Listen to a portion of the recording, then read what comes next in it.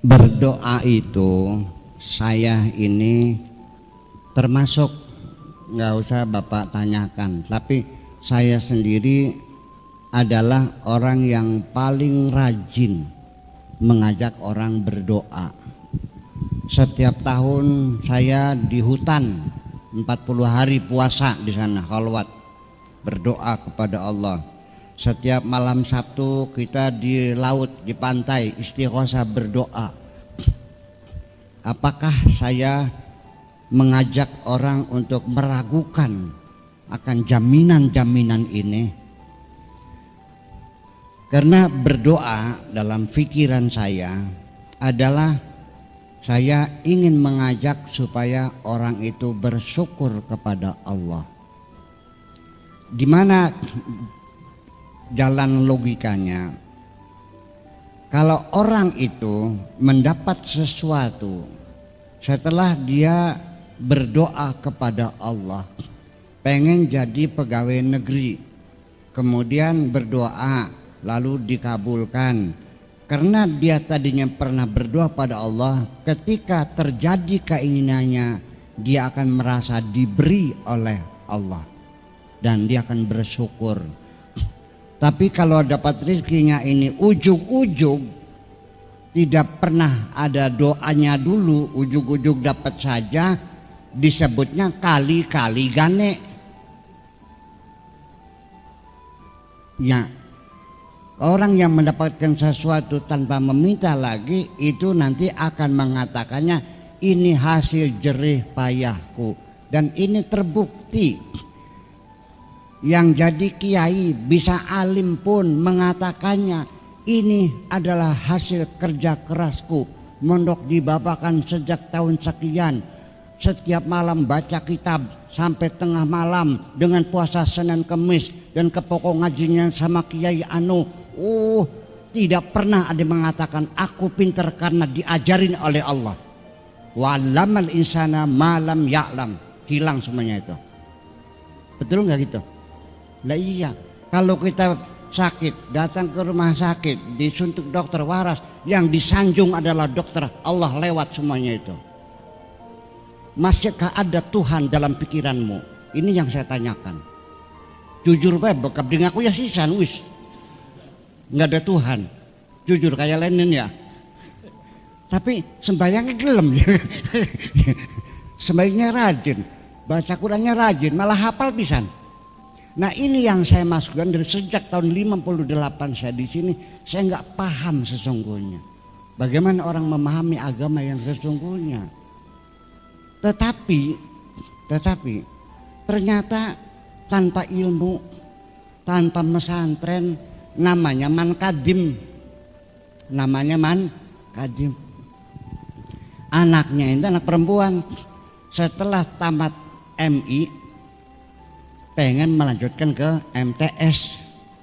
Akhirnya si anak ini pergi ke sawah menemui Man Kadim. Dia seorang buruh tani, tukang macul. Mak pengen sekolah MTS enok aja, mencilak munjuk maning kah nyung siraku anakan Kadim. Iya wis cukup, MI gak cukup, sudah cukup. Engkau nggak usah melihat ke atas lagi. Sudah kau terima saja, engkau anakan Man Kadim, sudah tamat MI, sudah bisa nulis kan? Ya udah, ngitung bisa nggak? Bisa, udah cukup untuk bekal hidup mah. Sudah, yang penting jalani kehidupanmu, terimalah apa adanya, syukuri saja Allah yang maha baik ini. Hebat nggak Man Kadim? Hebat sih kalau kiai. Nah ini kan jadi persoalan. Kita ini pembanggaan berulang-ulang. Tasawuf ini mengekang, mengerem hawa nafsu kita, mengendalikannya semuanya supaya kita tahu etika menghadapi Allah.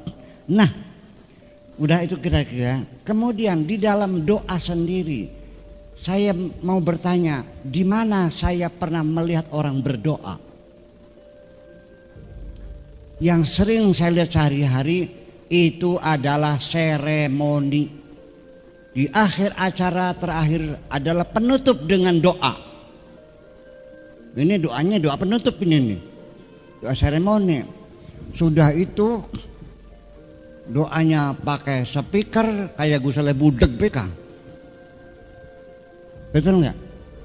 Doanya sampai setengah jam, sampai hadirin amin, amin, amin, amin, amin. Masya Allah, sampai doa kunut dibaca, akasa dibaca, nur buat dibaca. Doa nggak pamer ini nih. Saya melihat itu semuanya. Saya melihat itu semuanya. Gusti Allah ditongor-tongor. Malah sampai Gusti Allah kon mateni manusia. Allahumma baddid jam'ahum wa syatit hamlahum wa qatilhum. Allah suruh bunuh mereka, maju mereka. Kayak Gusti Allah ponakan sing dasar orang nikah. Ini seperti ini. Dan setelah orang itu berdoa, saya tanya, apa yang kau minta kepada Allah? Tadi doamu setengah jam, dia nggak tahu kok. Maknanya juga nggak ngerti. Nah, ini kan jadi persoalan. Mengapa kok bisa terjadi seperti ini?